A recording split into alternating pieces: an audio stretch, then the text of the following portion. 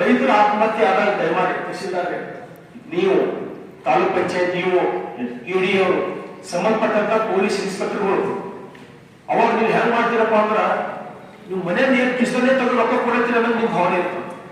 ನಾನು ಅನುಭವಿಸ್ತೀನಿ ಸರ್. ನಾನು ಅಂತಿದ್ದೊಳಗೊಬ್ಬ ಆತ್ಮಹತ್ಯೆ ಮಾಡ್ಕೊಂಡಿನಿ. ಅವ್ರ 8 ಜನ ನೀವು ಮಾತಾಡಿ ಸಹಾಯ ಮಾಡಿ ತಹಶೀಲ್ದಾರ್ ನೀವು ಸಹಾಯ ಮಾಡಿ ಅದ್ರ ಮಾತಾಡಿದ್ರೆ ಇದೇ ಆಗ್ಬಾರ್ದು. ರೈತರ ಆತ್ಮಹತ್ಯೆ ಮಾಡ್ಕೊಂಡಾಗ ನಾವು ನೀವು ಒಂದೇ ಸಲ ರಿಕ್ವೆಸ್ಟ್ ಮಾಡ್ಕೋಬೇಕು. ಅವ್ರಿಗೆ ಇದು ಮಾಡ್ಬೇಕು, ಕನ್ಸಿಡರ್ ಮಾಡ್ಬೇಕು, ಪೊಲೀಸರಿಗೆ ಹೇಳ್ಬೇಕು, FIR ಒಳಗ ಸಾರ್ವಜನಿಕ ಆಗಿದೆ ಅಂತ ಹೇಳಿ FIR ಒಳಗ ಎಂಟ್ರಿ ಆಗ್ಬೇಕಂತ ಅಷ್ಟೇ ಕೂಡ ರಿಕ್ವೆಸ್ಟ್ ಮಾಡ್ಬೇಕು. ರೈತರ ಆತ್ಮಹತ್ಯೆ ಮಾಡ್ಕೊಂಡು ಅದು ಕೊನೆ ಹಂತ ಅದು.